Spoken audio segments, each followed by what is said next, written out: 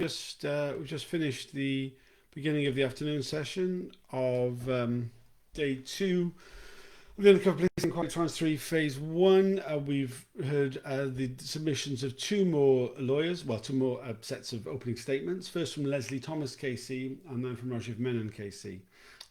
Leslie Thomas was representing six individuals: Wilson Silcott, Myrna Simpson, Mark Metcalf, Lee Lawrence, Dr. Graham Smith and Bernard Renwick. All those were campaigners who were either from bereaved family members of those who'd been killed by the police, or working on holding the state to account. Wilson Silcott was falsely imprisoned for the murder of PC Blakelock following the police killing of Cynthia Jarrett. Mark Metcalf was involved in the Colin Roach Centre, but all the others were like family members of those who've been killed by the police.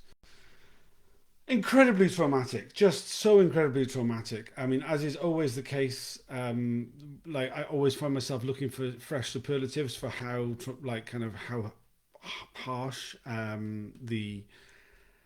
the actions of the undercover police have been, and how disturbing. I mean, obviously, these stories start off with, in these cases, Bernard Renwick was the brother of Roger Sylvester, who was killed as a result of prolonged restraint by 8 police officers in January 1999. I mean, in hospital.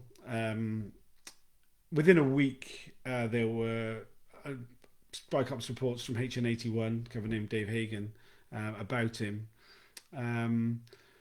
Lots of things were made about the fact of how false so many of the reports were, fabrications. Then we heard about Lee Lawrence, who was the son of Cherry Gross, who was shot by police in her own home, which resulted in her being confined to a wheelchair and eventually led to her early death. Within 6 weeks, he was being spied upon by undercover police. Originally HN33, it's back in '85 that happened, Lee Bosner. But like 15 years later, he was still, Dave Hagan was spying on him again. He was falsely accused of attacking some white youths when he intervened in a racist attack.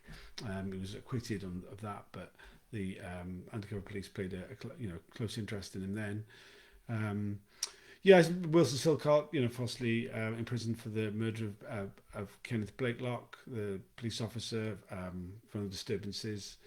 The Tottenham Three, he was spied on by John Dines, Kevin Douglas, Peter Francis, Trevor Morris, Dave Hagan, Mark Kerry, 6 undercover police officers. So Dr. Graham Smith, he was targeted for his involvement in the Hackney Community Defence Association, by Bob Lambert, Trevor Morris, Mark Jenner. He was involved in a project called the Defendants Information Service, which provided information on police officers whose evidence had been rejected by courts. That was targeted by Mark Jenner. It was pointed out how the apology to the families of the bereaved in these cases had been very general, hadn't been addressed directly to any of them, and that really they're not worth the paper it's written on in that case, and there needs to be a proper direct apology directly to the families. Then we heard from Rajiv Menon, who was representing Duwayne Brooks. Duwayne Brooks was the friend of Stephen Lawrence, who was subject to the same racist attack that killed Stephen Lawrence. Someone who went on to be a real model citizen. I mean, he ended up as a Liberal Democrat councillor and even a member of the Conservative Party at one point. But I mean, that doesn't protect you in this state. He ended up being targeted by numerous undercover officers. HN81, Dave Hagan and Peter Francis. It's really becoming clear. I mean, he talked about how furious he is that Dave Hagan isn't giving evidence. I mean, Dave Hagan's deployment was one of the main reasons for the inquiry being called, because he targeted the Lawrence family campaign.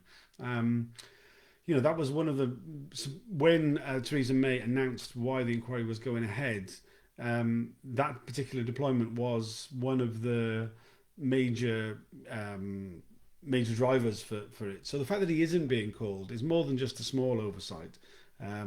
Really undermines the inquiry in general, arguably.